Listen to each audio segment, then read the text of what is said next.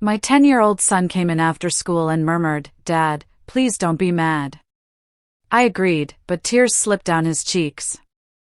He said, "My friend's father is a police officer, and he told me something about Mom." Then he passed me a crumpled piece of paper. I opened it, and what I read left me frozen in shock. I thought I'd seen every twisted form of betrayal during my 3 tours in Afghanistan. I thought I understood what it meant to face an enemy, but nothing, absolutely nothing, prepared me for the dagger my own wife plunged into my back, right here, in the sanctuary of my home. And the worst part? She didn't just go after me. She went after my son.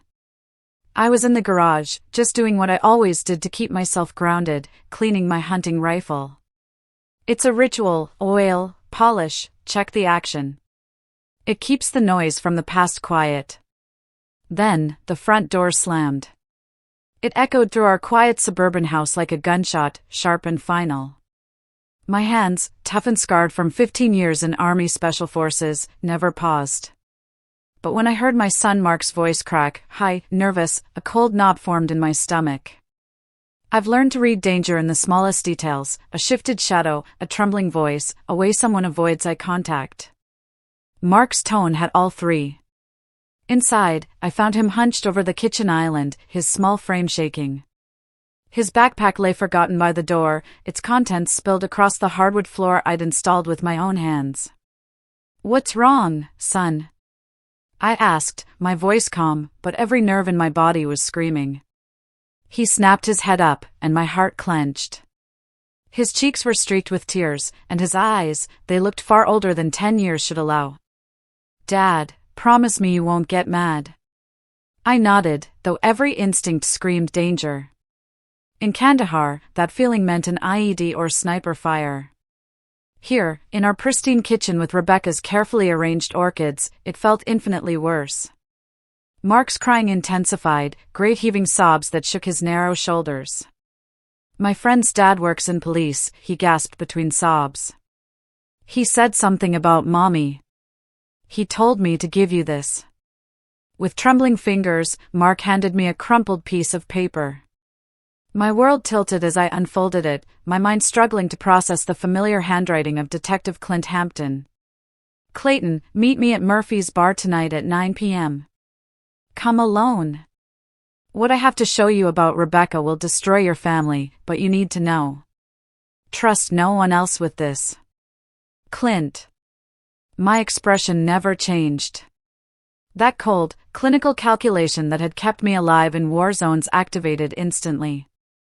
Clint Hampton. I'd known him for 8 years, ever since our sons became friends in Little League. He was solid, a 20-year veteran, a man who never wasted a word or anyone's time. If Clint said this, it was real. "Mark," I said, my voice carrying the same steady authority that had commanded respect from battle-hardened soldiers. "Go to your room now." He scrambled away, leaving me alone with that note and the terrible certainty that my life was about to change forever. I'd been forged in the crucible of war, orphaned at 16, enlisted right after high school. The Army gave me purpose, discipline, a moral code carved in stone, loyalty above all else, zero tolerance for betrayal. I met Rebecca at a military ball 7 years ago. I was drawn to her sophisticated beauty, her seemingly genuine warmth. She'd claimed to love my strength, my unwavering principles. Now, staring at Clint's warning, I realized I'd been living with an enemy. Hours crawled by like wounded animals. Rebecca returned from her book club at 6:30, her blonde hair perfectly styled, designer dress unwrinkled. She chatted about her day, her voice bright and artificial as porcelain. "How was your day, honey?" she asked, not looking up from the stove. "Fine," I replied, watching her, cataloging details I'd previously ignored, the new perfume, the expensive handbag I hadn't bought her, the way she never quite met my eyes anymore. At 8:45, I kissed her forehead, a gesture that now felt like marking a target. "Going out for a beer with the guys. Back late." She smiled, that same radiant expression that had captivated me years ago. "Have fun, darling." Murphy's bar squatted on the outskirts of town like a wounded beast, all dark wood and dim lighting. I arrived early, choosing a corner booth that gave me clear sight lines to all entrances. Old habits. Clint Hampton arrived precisely at 9, his weathered face grim as a funeral director's. He slid a manila envelope across the scarred table without preamble. "How long?" I asked, not touching the envelope. "6 months that I know of. Probably longer." Clint's voice carried the weight of a man delivering a terminal diagnosis. "I'm sorry, Clay. God knows I didn't want to be the one to tell you." I opened the envelope with steady hands. The photographs inside showed Rebecca entering a downtown hotel with Aaron Weaver, a local real estate developer I recognized from charity events. The images were time-stamped, dated, professional quality. In the final photo, they were kissing in the hotel lobby with the desperate passion of teenagers. "There's more," Clint said quietly. "Audio recordings, video from the hotel room. She's been using your credit cards to pay for their meetings." Something cold and ancient awakened in my chest. Not rage, rage was hot, uncontrolled, wasteful. This was something far more dangerous, the patient, methodical fury of a predator who'd found his prey. I studied each photograph with clinical detachment, memorizing faces, times, locations. Rebecca had violated the fundamental rule of my existence. Absolute loyalty. In my world, betrayal carried only one possible consequence. "What do you need from me?"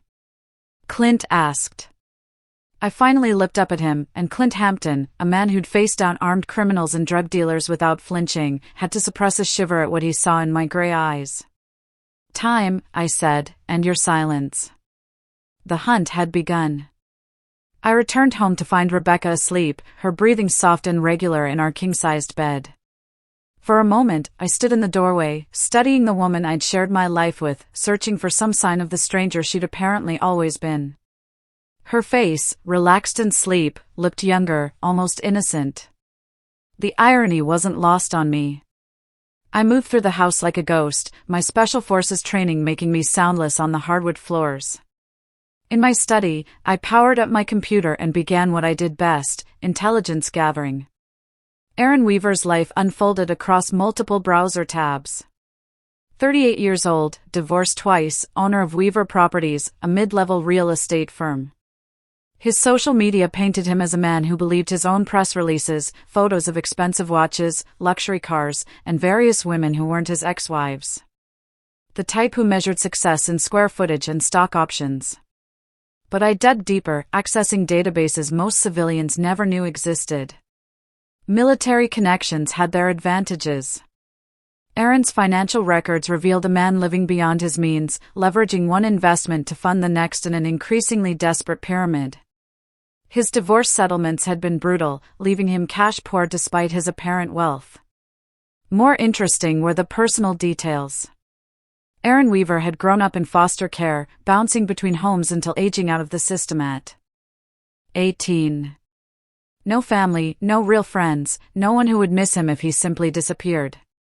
My phone buzzed with a text message. "Couldn't sleep. Thought about you all night. Can't wait until Friday." I checked the number against my contact list. Rebecca's phone. She'd been texting her lover while lying 3 feet away from her husband. Friday. 2 days away. I smiled for the first time since reading Clint's note, and it wasn't a pleasant expression. The next morning, Rebecca performed her usual morning routine with Academy Award-worthy precision. Coffee, toast, a kiss on my cheek before heading to her yoga class. I'd verified months ago that no such class existed at the time she claimed to attend. After she left, I called sick to my job at the security firm, the first sick day I'd taken in 3 years. I had work to do. My first stop was Weaver Properties, a glass and steel monument to Aaron's ego. I parked across the street and settled in to observe with the same patience that had served me during countless surveillance operations in hostile territory. Aaron Weaver emerged at 11 a.m., every inch the successful businessman in his tailored suit and confident stride. I followed at a distance, noting patterns: lunch at an upscale restaurant, a stop at a jewelry store where Aaron spent 20 minutes examining expensive pieces, a visit to the same downtown hotel where Clint's photographs had been taken. I'd seen enough.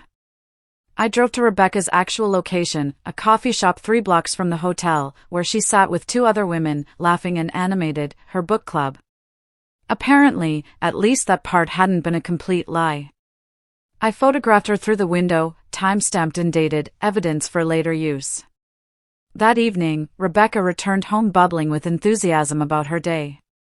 We had the most amazing discussion about the new Gillian Flynn novel, she lied smoothly. You really should read it, honey. I nodded, playing the role of the trusting husband while internally cataloging each deception. Sounds interesting. Maybe you could read it to me sometime. Of course, darling. Another lie, delivered with a bright smile. After dinner, I excused myself to my study. Using techniques learned from military intelligence operations, I installed spyware on Rebecca's laptop and phone while she showered. The programs were military-grade, invisible to standard detection software. They would record everything: calls, texts, emails, location data, even ambient conversations. My phone buzzed with the first intercept 20 minutes later. Rebecca, supposedly reading in the bedroom, was actually texting Aaron. He suspects nothing. Friday can't come soon enough. I'm so tired of pretending. Aaron's response chilled my blood. Soon you won't have to. Once we're together permanently, you can divorce him and take half of everything. Guy's a decorated war hero. Judge will favor the poor abandoned wife. And then the punch to the gut: what about Mark? Kid's not mine. Not my problem. I closed my eyes, feeling something inside me break beyond repair. They weren't just planning to destroy my marriage. They intended to steal my son, my home, my future. Everything I'd built after surviving war zones would be handed to a real estate developer and a woman who'd spent months perfecting her betrayal. I opened my laptop and began researching property records, business licenses, and financial documents. Aaron Weaver had made one crucial mistake. He'd underestimated his target. I had toppled enemy governments with less information than I was gathering now. Aaron and Rebecca had declared war on the wrong soldier. By midnight, I had assembled a complete psychological profile of my targets and identified 17 different pressure points I could exploit: Aaron's financial desperation, Rebecca's social status obsession, their mutual arrogance, and the assumption that they were smarter than the simple soldier they were betraying. I pulled up building schematics for Aaron's office, his home, and the hotel where they conducted their affair. Traffic patterns, security cameras, escape routes. The kind of operational planning that had kept me alive in Afghanistan would now serve a different purpose. Tomorrow, I would begin destroying them both, methodically, completely, without mercy. I had learned in war that the key to victory wasn't superior firepower. It was superior planning combined with absolute ruthlessness. Aaron and Rebecca had revealed their battle plan through their own words. Now I would show them what happened when amateurs declared war on a professional. I drafted a single text message to an old army contact: need a favor? Completely off the books. Will pay well. The response came within minutes: name it, Sergeant. You pulled me out of that mess in Kandahar. I owe you. I smiled again, cold and predatory. The hunt was about to begin. The next morning dawned gray and cold, matching my mood as I sat in my kitchen, nursing black coffee and watching Rebecca prepare for another day of deception. She moved through our morning routine with practiced efficiency, chattering about mundane household matters while internally counting down the hours until her next rendezvous with Aaron. I'll be out most of the day, she announced, checking her appearance in the hallway mirror. Shopping with in Holland, then book club runs late tonight. Don't wait up. And Holland. I filed that name away with the growing list of Rebecca's accomplices and enablers. In my experience, conspiracies always involved more people than the primary targets realized. After Rebecca left, I made my second call, this time to Clint Hampton. I need background on and Holland. Everything you can find. Clay, Clint's voice carried a warning, whatever you're planning, nothing illegal. Nothing illegal, I interrupted, though we both knew that was a relative term. Just protecting my interests. I'll have something by tonight. My next call was to Sergeant Lawrence Massey, my former Army contact who now operated a private security consulting firm, a polite euphemism for solving problems that required particular skills. Package arrives this afternoon, Lawrence confirmed. Everything you requested, plus some extras I thought you might appreciate. The package arrived at 2 p.m. via unmarked delivery, sophisticated surveillance equipment, untraceable communication devices, and other tools that civilian law enforcement couldn't legally access. I inspected each item with professional appreciation. Quality gear from people who understood the mission. My phone chimed with an intercept from Rebecca's device. She was coordinating with Aaron for their Friday meeting. But more importantly, she was texting and Holland. Clayton's been acting strange.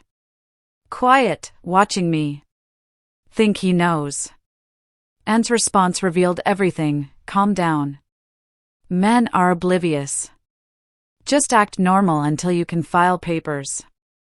My lawyer says with his military PTSD issues, you'll get everything. Military PTSD. My God. They intended to paint me as an unstable veteran, too damaged by war to be trusted with custody of my own son. The narrative would play perfectly to a sympathetic judge. Poor Rebecca, trapped with a dangerous husband suffering from combat trauma. It was almost brilliant. It was also their death sentence.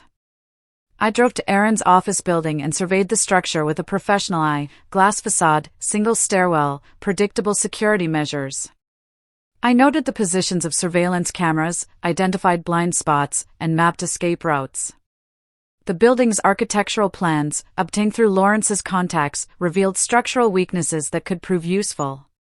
At 4 p.m., I positioned myself across from Mark's school and waited. My son emerged, chatting with other children, his face animated and innocent. I felt a stab of something that might have been regret. Mark would be collateral damage in what was coming. But the boy's loyalty had already been tested when he delivered Clint's message. And I believed in absolute consequences for absolute choices. That evening, Clint delivered Anne Holland's file. Divorced, bitter for years, older than Rebecca and twice as vindictive. Her ex-husband had remarried a younger woman, leaving Anne nursing fantasies of revenge against all men. She'd been poisoning Rebecca's marriage for months, feeding her friends dissatisfaction while encouraging the affair. There's more, Clint said grimly. Anne's been in contact with a divorce attorney. They've been building a case against you for weeks. PTSD, emotional instability, possible domestic violence. They have medical records, character witnesses, the whole package. I absorbed this information without visible reaction. Who's the attorney? Samantha Diaz. She specializes in high-conflict divorces. Plays dirty. Good to know. My voice carried no emotion. But Clint had seen that look before on the faces of Special Forces operators preparing for combat. Clay, don't do anything you can't walk away from. Too late for that. After Clint left, I reviewed the complete intelligence picture. Rebecca, Aaron, and now attorney Samantha Diaz, a conspiracy designed to destroy me systematically and legally. They'd spent months preparing, assuming their target was a simple soldier, too trusting to see the trap closing around him. They'd made one fundamental error, they'd mistaken discipline for weakness. I opened my secure laptop and began drafting operational plans. Phase 1 would be psychological warfare, applying pressure to stress fractures in their alliance. Phase 2 would escalate to direct action, forcing them into increasingly desperate mistakes. Phase 3 would be the final confrontation where I'd reveal the full extent of their miscalculation. I pulled up Aaron's financial records again, noting the delicate balance of the man's leveraged investments. A few strategic moves could topple that house of cards, forcing Aaron into financial desperation. Desperate people made stupid decisions. Rebecca's weakness was her social status obsession. Her affair was built on the fantasy of upgrading to Aaron's supposedly wealthy lifestyle. Learning the truth about his financial situation would shatter that illusion. And Holland's vulnerability was her bitterness. She lived vicariously through Rebecca's affair, projecting her own revenge fantasies onto her friend's situation. Disrupting that dynamic would turn ally into enemy. And attorney Samantha Diaz, she was a professional predator who had made the mistake of targeting the wrong prey. My phone buzzed with another intercept.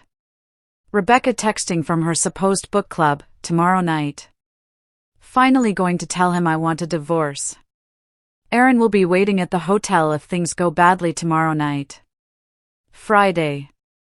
They'd accelerated their timeline, probably spooked by whatever and had observed about my behavior. Perfect. I preferred enemies who acted from fear rather than careful planning.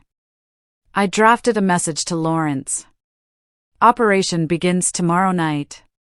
Need you and 2 others on standby. Civilian clothes, non-lethal approach, but prepared for escalation. The response was immediate. Copy that, Sergeant. Rules of engagement? I stared at the screen for a long moment, thinking about Mark's tearful face, Rebecca's months of deception, Aaron's casual dismissal of a 10-year-old boy's welfare. No prisoners. I spent the rest of the evening making final preparations, equipment checked and staged, vehicles positioned, contact protocols established. By midnight, everything was ready for the confrontation that would determine whether I remained the trusting husband my enemies believed me to be or revealed the predator they'd awakened through their betrayal. Rebecca returned home at 11:30, sliding into bed beside me with practiced quiet. I felt her presence like a serpent coiled against my back, venomous and deadly. She whispered, "Good night, honey," into the darkness, and I almost admired the perfection of her performance. "Good night, Rebecca," I replied. It would be her last peaceful sleep for a very long time. Friday evening arrived with the weight of destiny. I sat in my study, watching through hidden cameras as Rebecca prepared for what she believed would be her liberation. She'd chosen her outfit carefully, a red dress I'd bought her for our anniversary, a detail that struck me as particularly vindictive. At 6 p.m., she appeared in my doorway wearing the smile that had once melted my defenses. "I'll be late tonight, honey. And I are trying that new restaurant downtown, then probably drinks after." I nodded from behind my newspaper, the perfect picture of domestic contentment. "Have fun. Give and my regards." The irony wasn't lost on me. In 3 hours, and Holland would indeed receive my regards, though not in the way Rebecca intended. After she left, I activated my surveillance network. Through hidden cameras and tracking devices, I watched Rebecca drive directly to the downtown hotel where Aaron waited. She parked in the underground garage, probably believing she was invisible to prying eyes. She was wrong. My phone buzzed with a status update from Lawrence. Teams in position, target building secured, awaiting orders. I checked my watch. 7:15 p.m. Rebecca and Aaron would be settled into their routine by now, confident and careless. Time to shatter their world. My first call was to Holland's apartment. She answered on the second ring, her voice slightly slurred from what was probably her nightly wine ritual. "And, this is Clayton Holloway, Rebecca's husband." The silence stretched like a held breath. "Clayton, how did you get this number?" "I need to speak with you tonight. It's about Rebecca and Aaron Weaver." "I don't know what you're talking about." "The Hampton Hotel, room 412. Right now." My voice carried the authority of command. "You have 15 minutes to get there, or I start making calls to your employer, your ex-husband, and everyone else who might find your role in this interesting." A sharp intake of breath told me everything. "You can't prove anything." 15 minutes. And the elevator cameras have excellent resolution. I ended the call and immediately dialed Aaron's office number. The call rolled to voicemail. As expected, Aaron was busy with Rebecca. I left a message designed to create maximum paranoia. Aaron, this is Detective Clint Hampton. We need to discuss your relationship with Rebecca Holloway immediately. Call me back within the hour or we'll be having this conversation downtown. I used a voice modulation app to mimic Clint's gravelly tone perfectly. The message would terrify Aaron, especially since he'd assumed Rebecca's husband had discovered the affair and involved police. Next, I called Samantha Diaz's emergency number. Lawyers like her always maintain 24-hour contact for desperate clients. Miss Diaz, Clayton Holloway. I understand you've been preparing some paperwork concerning my marriage. Mr. Holloway, I can't discuss, you're right. We'll discuss it in court, along with your unethical pre-filing communications with my wife and her co-conspirators. I've documented everything. That's impossible. Client privilege doesn't apply to criminal conspiracy to commit fraud. Good night, counselor. I smiled as I ended the call. 3 carefully placed calls had just turned allies into panicked enemies. Each one now questioning whether the others could be trusted. My surveillance feed showed the first cracks appearing. Rebecca's phone was buzzing constantly and was probably trying to reach her. Aaron looked agitated, checking his phone repeatedly while Rebecca grew increasingly annoyed with his distraction. At 8 p.m., I activated Phase 2. I sent a text to Rebecca's phone, spoofing Aaron's number, emergency. My ex-wife found out about us. She's threatening to call your husband. Need to talk now. Rebecca's face went pale as she read the message. I watched her excuse herself from the hotel room, leaving Aaron alone and vulnerable. Simultaneously, I sent a message to Aaron's phone, spoofing Rebecca's number, Clayton knows. And told him everything. I'm going to his office to try to smooth things over. Don't contact me. Now, both targets were isolated and operating on false information, exactly where I wanted them. My next move was inspired by years of psychological operations. I called the hotel's front desk from a burner phone, using a disguised voice to report suspicious activity in room 412. Not enough to trigger a police response, but sufficient to ensure hotel security would investigate. Aaron, alone in the room and expecting Rebecca to return, would instead face uncomfortable questions from hotel security while believing Rebecca had abandoned him to face my wrath alone. My surveillance showed Rebecca in the hotel lobby, frantically trying to call and getting no answer. And was probably driving toward the hotel in a panic, torn between self-preservation and loyalty to her co-conspirator. Time for the final touch. I composed a group text to Rebecca, Aaron, and Samantha Diaz from an untraceable number. The meeting is tonight.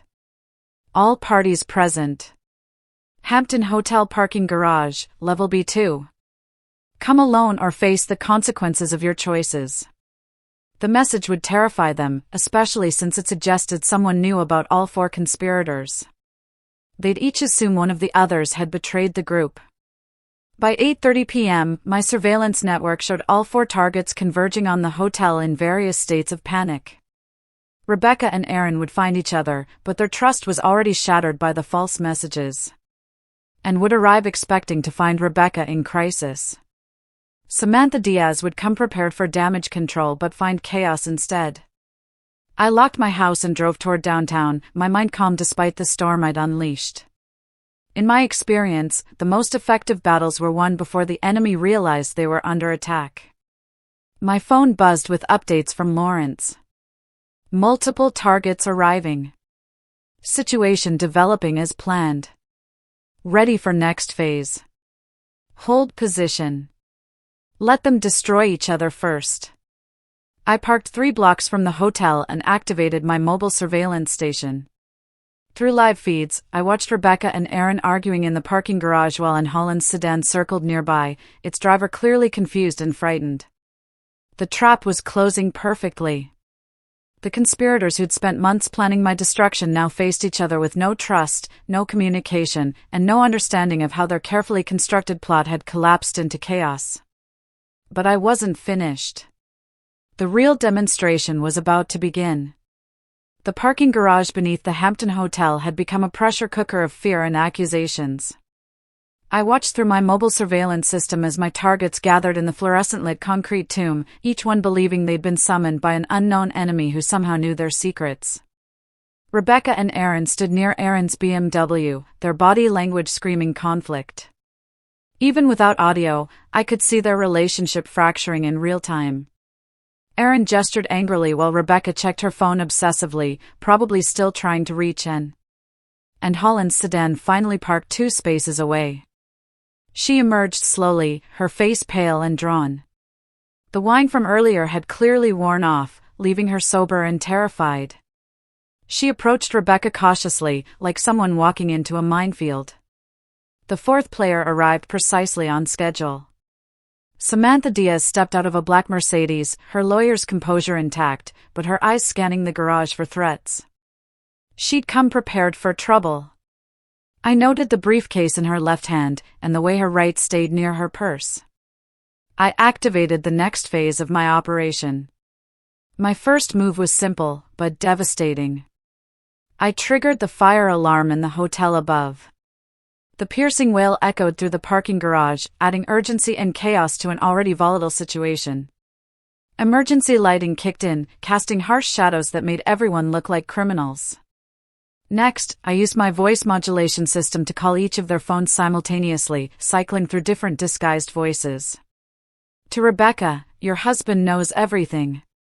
Aaron sold you out to save himself. To Aaron, Rebecca is wearing a wire. She's been working with police for weeks. And the others are blaming you. They have recordings of your conversations. To Samantha, your clients are discussing a plea bargain. You're the sacrifice. I watched the group dynamics explode. Rebecca spun on Aaron, accusations flying. And backed toward her car, clearly ready to flee. Samantha moved to distance herself from all 3, her professional instincts screaming danger. But I wasn't done. Through Lawrence's team, I planted additional evidence throughout the garage, a briefcase containing fake FBI surveillance photos showing all 4 conspirators together. The photos were dated and documented as if they'd been under federal investigation for months. Lawrence, dressed as hotel security, approached the group with the briefcase. Excuse me, folks, but we found this near your vehicles. It was reported as suspicious. I couldn't hear the conversation, but I could see the impact. Their faces went wide as they examined the surveillance photos. The fake federal documentation suggested they were targets of a major investigation. Exactly the kind of paranoia I needed to completely shatter their alliance. Samantha Diaz was the first to break. As an attorney, she recognized the implications immediately. If federal authorities were investigating the group, her career was finished. She turned on her heels and headed for her Mercedes without a word, abandoning her clients to save herself. And Holland was next. Whatever loyalty she'd felt toward Rebecca evaporated when faced with potential federal charges. She grabbed Rebecca's arm, hissing something urgent, then practically ran to her sedan. That left Rebecca and Aaron alone in the garage, surrounded by the wreckage of their conspiracy. I watched Aaron's body language shift from angry to calculating. The man was weighing his options, and Rebecca was clearly coming up short in his survival calculus. My phone buzzed with a message from Lawrence. Target separating. Female subject appears distressed. Male subject exhibiting aggressive behavior. Perfect. Phase 3 could begin. I started my truck and drove toward the hotel, but not directly. I took a circuitous route that would bring me to the garage entrance just as Rebecca would be leaving. The timing had to be precise. As I turned into the garage, my headlights swept across a scene of domestic destruction. Aaron was backing away from Rebecca, his hands raised defensively. Rebecca was advancing on him, her red dress vivid against the concrete walls, her voice echoing in the enclosed space.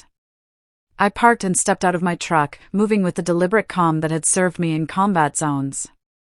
Both Rebecca and Aaron froze when they saw me, their faces showing the exact moment they realized their worst fears had materialized. Hello, Rebecca, I said, my voice carrying easily in the concrete space. Aaron. Aaron stepped forward, trying to salvage the situation with desperate bravado. Look, man, this isn't what it looks like. I interrupted. I know exactly what this looks like. I know what it is. Rebecca found her voice, falling back on months of practice deception. Clayton, honey, I can explain. Can you? I pulled up my phone and played a recording of her voice. I'm so tired of pretending. Once we're together permanently, you can divorce him and take half of everything. The blood drained from Rebecca's face. Aaron's expression shifted from defensive to dangerous. Cornered animals were always unpredictable. How long have you known? Rebecca whispered. Long enough. My eyes never left Aaron. Long enough to understand exactly who you both are. Aaron made his choice then, probably calculating that his best option was to eliminate the witness to his humiliation. He reached into his jacket, and I saw the metallic glint of a weapon. But Aaron Weaver had never faced a Special Forces operator in close combat. I moved with fluid precision, closing the distance before Aaron could clear his weapon. My first strike disabled Aaron's gun hand. My second put the man on the concrete, gasping and helpless. Don't, I said quietly, standing over Aaron's crumpled form. Don't make this worse than it already is. Rebecca was backing toward her car, her face a mask of terror. Clayton, please, we can work this out. No, I said, my voice final as a judge's gavel. We can't. I pulled up my phone and dialed 911, my eyes never leaving either of them. I need police at the Hampton Hotel parking garage. I've just interrupted an assault and discovered evidence of conspiracy to commit fraud. As sirens wailed in the distance, I stood in the harsh fluorescent light, surrounded by the wreckage of my marriage and the broken bodies of my enemies. The immediate battle was won, but the war was far from over. Rebecca and Aaron had underestimated their target, assuming they faced a simple soldier too damaged by war to fight back effectively. Instead, they'd awakened something far more dangerous, a predator with military training, unlimited patience, and absolutely nothing left to lose. The real reckoning was about to begin. The police interrogation room smelled of disinfectant and desperation. I sat across from Detective Clint Hampton, my posture relaxed despite being handcuffed to the metal table. Through the mirrored glass, I could see officers processing Aaron Weaver, who was still nursing a dislocated shoulder and wounded pride. You want to tell me what really happened down there? Clint asked, his weathered face showing concern rather than accusation. I smiled, a cold expression that made my old friend shift uncomfortably. Aaron Weaver drew a weapon on me. I defended myself. Everything else is just collateral damage. Collateral damage? Clint repeated the phrase like it tasted bitter. Clay, I've known you for 8 years. This isn't you, is it? My voice carried the same flat effect I'd used when reporting enemy casualties in Afghanistan. Tell me, Clint, in your 20 years of police work, how many second chances do you give people who betray you? Clint was quiet for a long moment, understanding the message.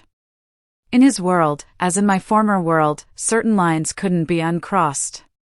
Rebecca's in the next room, Clint said carefully. She's telling a very different story. Claims you've been stalking her, threatening her. Says tonight was an ambush. And you believe her? I believe evidence. Clint slid a tablet across the table. These are the surveillance photos you planted in the garage. Military-grade forgeries. Very impressive work. I examined the photos with professional appreciation. Impressive? I'd call them adequate.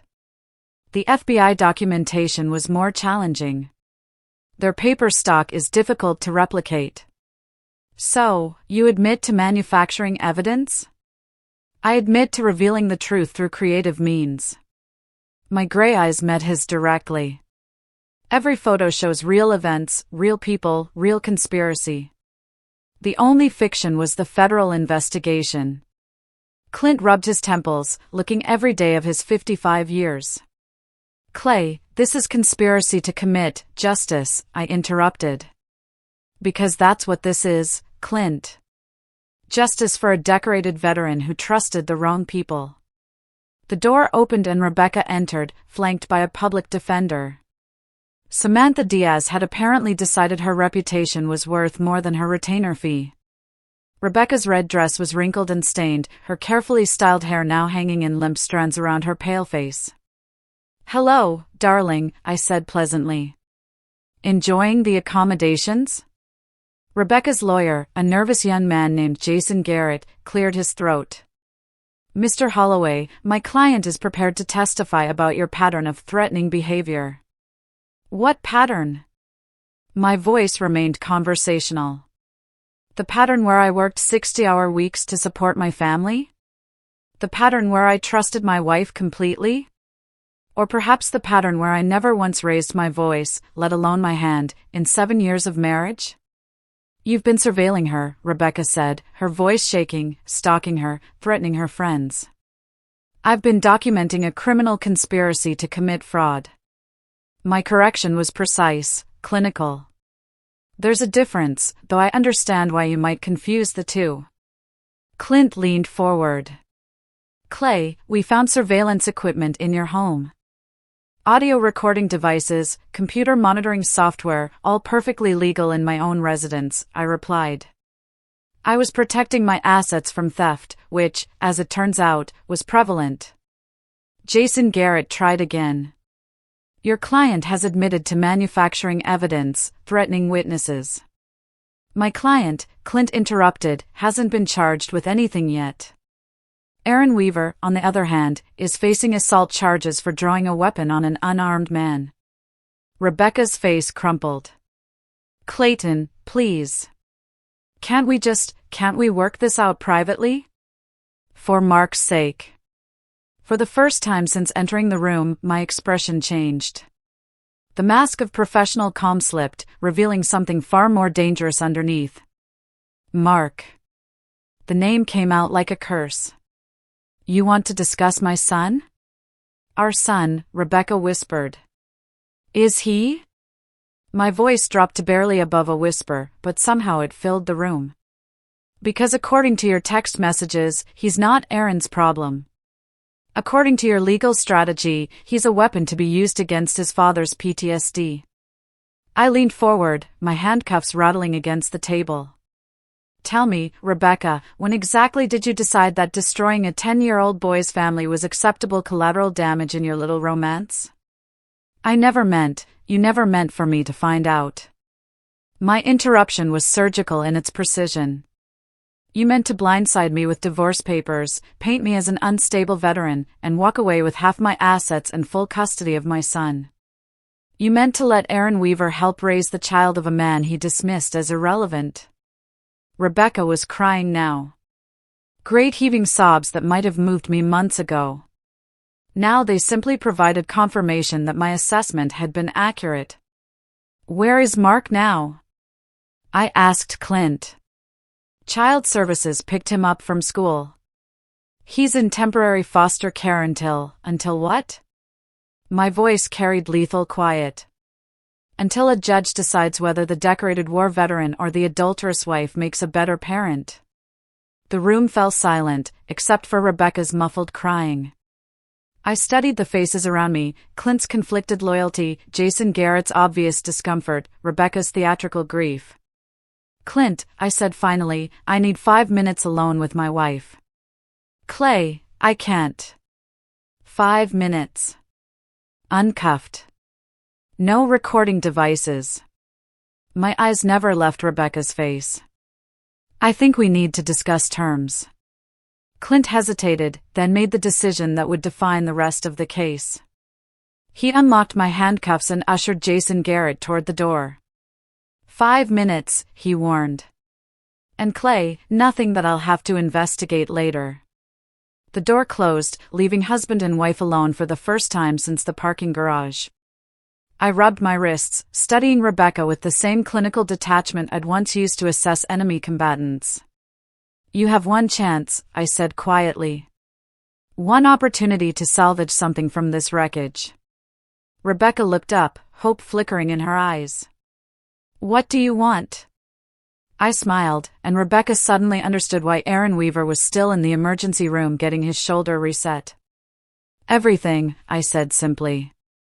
The interrogation room felt smaller with just the two of us, as if the walls were slowly contracting around Rebecca's increasingly desperate situation. I sat back in my chair, no longer the betrayed husband, but something far more dangerous, a predator negotiating terms with cornered prey. What does that mean? Rebecca repeated, her voice barely audible. My smile held no warmth. It means you're going to learn the difference between surrender and defeat. Surrender might leave you with something to salvage.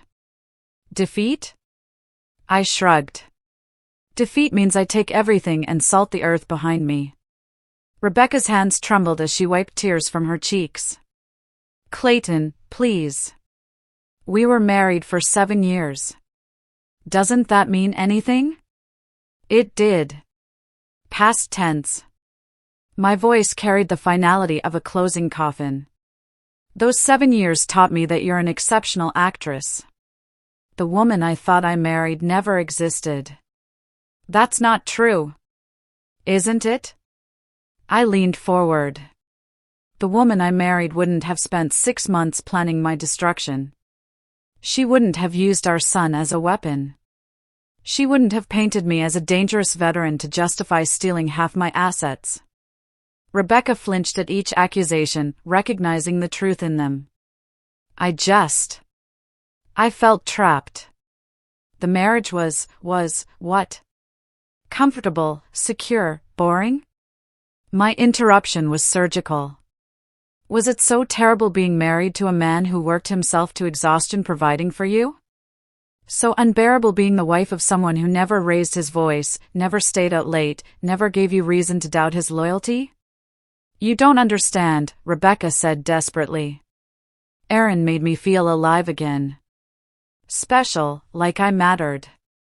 And I made you feel what? Safe, stable, loved? My laugh was bitter as winter wind. Poor Rebecca. Stuck with a husband who treated you like a queen instead of a conquest. Rebecca was sobbing again, but I felt no sympathy. Sympathy was for victims, not architects of their own destruction. Here are your options, I continued, my voice businesslike. Option 1, you fight this. You stick with your PTSD defense. Paint me as the dangerous veteran. Drag Mark through a custody battle that will traumatize him for life. In return, I destroy you completely. Every lie you've told, every deception you've practiced, every conspiracy you've participated in, it all becomes public record. Aaron Weaver's financial problems, and Holland's coaching you through this betrayal, Samantha Diaz's unethical conduct, all of it exposed. And option 2? Rebecca whispered. You confess publicly. You admit to adultery, conspiracy to commit fraud, and perjury. You waive all claims to marital assets, forfeit any custody rights to Mark, and disappear from our lives permanently. Rebecca stared at me in horror. You're asking me to give up everything. I'm offering you the chance to walk away with your life intact. My correction was precise. Because Rebecca, if you choose option 1, I will systematically destroy everyone who helped you. And Holland will lose her job when I expose her role in coaching married women to commit fraud. Samantha Diaz will face ethics violations that will end her career. Aaron Weaver, I paused, savoring the moment. Aaron Weaver will discover what happens when someone threatens my family. You can't threaten Aaron. He's already been arrested for assault, a misdemeanor. He'll be out on bail within hours. My smile was predatory. But Aaron made a critical error tonight. He drew a weapon on me in front of witnesses. That gives me legal justification for ongoing self-defense measures. Rebecca's eyes widened as she understood the implication. Clayton, you can't what? Protect myself from a man who's already demonstrated violent intent? Can't defend my family from someone who's threatened our stability? My voice remained conversational, which somehow made it more terrifying. Aaron Weaver picked a fight with the wrong soldier. He just doesn't know it yet. This isn't you, Rebecca said desperately. The man I married wouldn't. The man you married was an illusion, I interrupted. A facade. I maintained because I thought I was protecting someone who deserved protection. You've revealed the truth about yourself, Rebecca. I'm simply returning the favor. The door opened and Clint Hampton returned, followed by Jason Garrett. Both men immediately sensed the change in atmosphere. Rebecca looked broken, while I appeared more relaxed than I had all evening. Gentlemen, I said pleasantly. My wife has something to tell you. Rebecca looked up at me, her face streaked with tears and mascara. For a moment, I thought she might choose defiance, might force me to demonstrate the full extent of my capabilities. Instead, she chose survival. I want to make a deal, she whispered to Jason Garrett. I want to confess to everything. Clint's eyebrows rose. Rebecca, you should think about this carefully. I have thought about it. Rebecca's voice was stronger now, resigned but determined. I've been thinking about it for 7 years without realizing it. Over the next hour, Rebecca Holloway systematically dismantled her own life. She confessed to adultery, conspiracy to commit fraud, and perjury. She waived all claims to marital assets and formally relinquished parental rights to Mark. I listened to each admission with clinical detachment, occasionally offering helpful details when Rebecca's memory proved incomplete. By the time she finished, her legal case was obliterated beyond repair. There's one more thing, I said as Rebecca signed the final document. Aaron Weaver. What about him? Clint asked. He'll be out on bail soon. When he is, he'll be angry, desperate, and looking for someone to blame for his situation. My eyes found Rebecca's. He might even decide that eliminating witnesses would solve his problems. Rebecca went pale. You think he'd hurt me? I think Aaron Weaver is a man who's lost everything and has nothing left to lose. In my experience, such men are capable of anything. I stood, straightening my shirt. Of course, that's not my problem anymore. As of tonight, Rebecca Holloway is no longer my responsibility. Clint unlocked the door. Clay, you're free to go. No charges filed. I paused at the threshold, looking back at the woman who had once been my wife. Goodbye, Rebecca. I hope Aaron Weaver treats you better than you treated me. As I walked through the police station, I felt the satisfying weight of complete victory. Rebecca was destroyed. Aaron Weaver was facing criminal charges and financial ruin, and their conspiracy had collapsed into mutual betrayal. But the real prize was waiting for me at home, the chance to raise my son without the toxic influence of people who viewed love as weakness and loyalty as stupidity. I had declared war on my enemies and emerged victorious. Now it was time to collect the spoils of that victory and ensure that no one ever threatened my family again. I emerged from the police station into the pre-dawn darkness, breathing free air for the first time in hours. The city was quiet, most decent people asleep in their beds while predators and prey sorted out their eternal dance in fluorescent-lit rooms and concrete parking garages. My phone buzzed with a message from Lawrence. Target acquired. Aaron Weaver posted bail 20 minutes ago. Currently at his apartment packing orders. I checked my watch. 3:30 a.m. Aaron was running, probably trying to distance himself from the wreckage of his life before I could make it worse. Smart move, but ultimately futile. Shadow him. I want to know where he goes and who he talks to.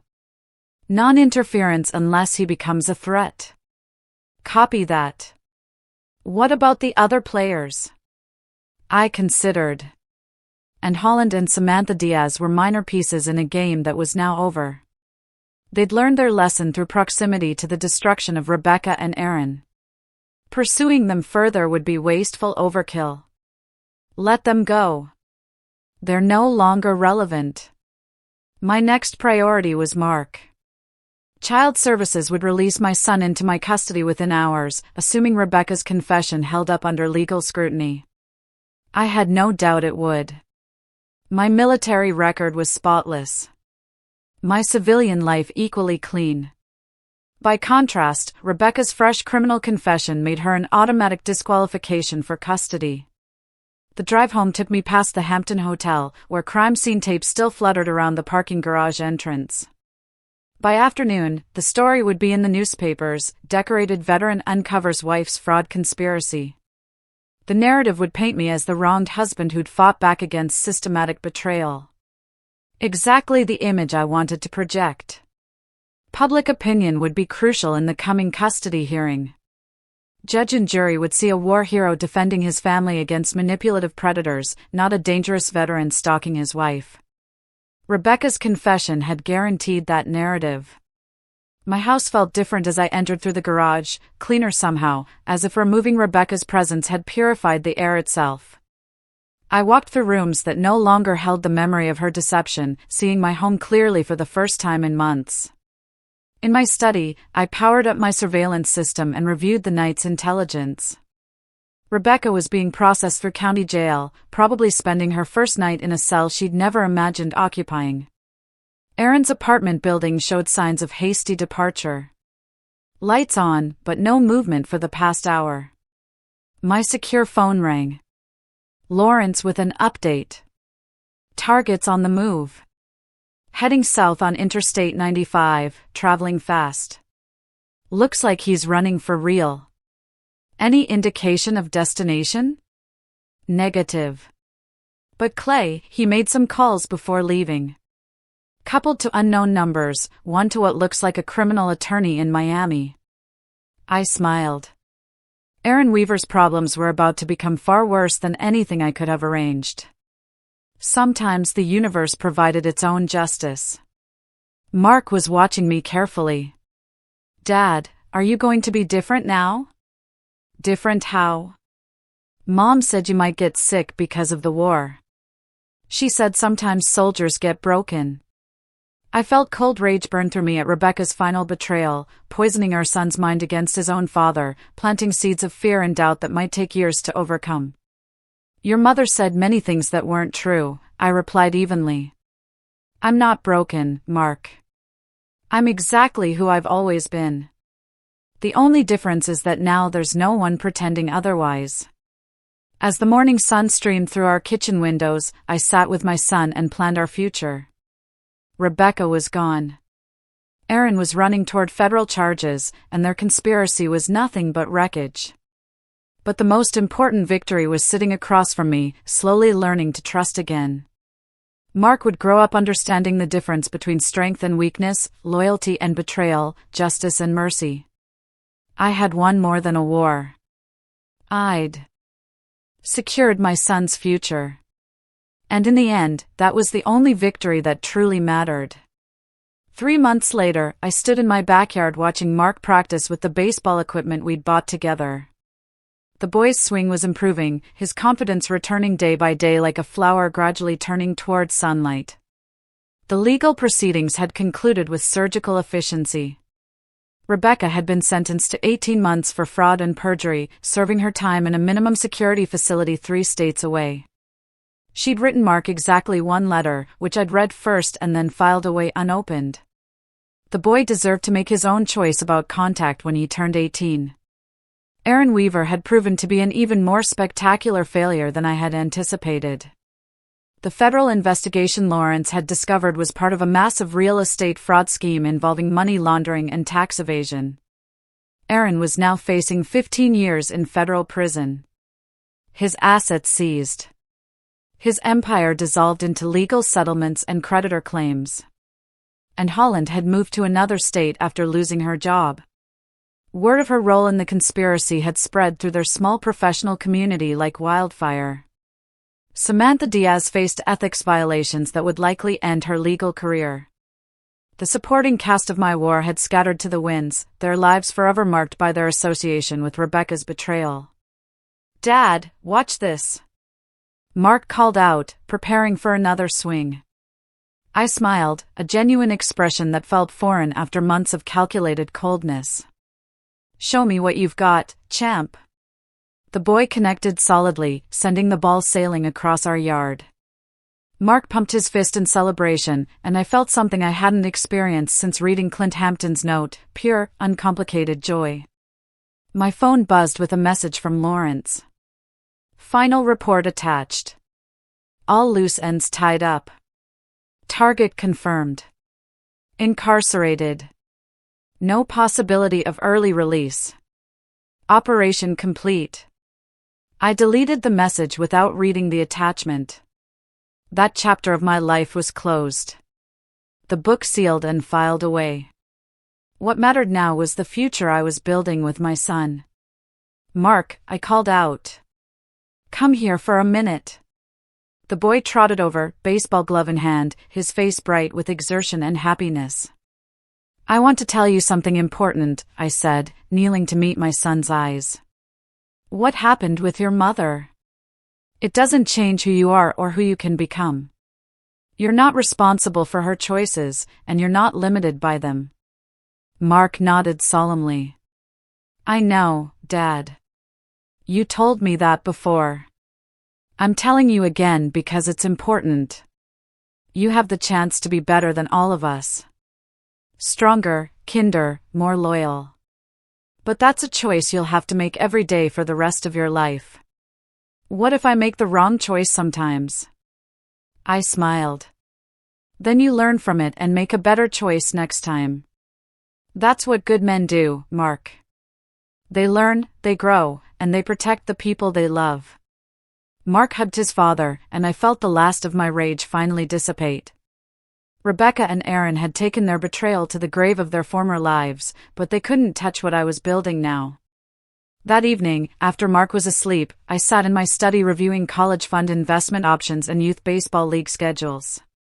The walls that had once been covered with surveillance equipment and operational planning now held photographs of father and son at fishing trips, baseball games, and camping expeditions.